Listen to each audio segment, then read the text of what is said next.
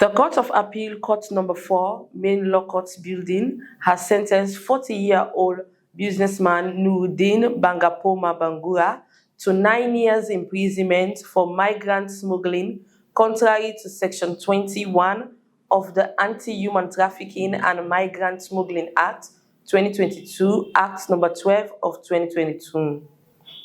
The prosecution alleged that between 1st September 2023 and 30th April 2024 in Freetown, the defendant conspired with others to smuggle migrants. It further alleged that the first defendant received money from Nyama Lamin Tengbe between 5th September 2023 and 25th April 2024 under the pretext of facilitating travel and stay in the United States, an agreement the court found unlawful.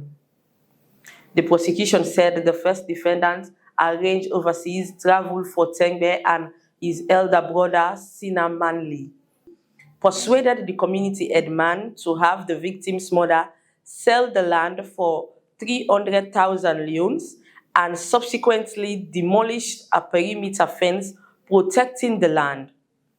A new fence was later erected by the subsequent purchaser. Tengbe did not travel to the United States. He was taken to Guinea and later flown to Kazakhstan, where the prosecution said he remains in poor health. 7 witnesses were called for the prosecution. The convict called 1 witness, the second defendant called none. Honorable Justice Tonia Barnett found decisive evidence, including the first defendant's own statement that he had traveled with Tengbe to Kazakhstan and that he was not a consular officer, member of a humanitarian organization, or a licensed facilitator for cross-border migration or resettlement.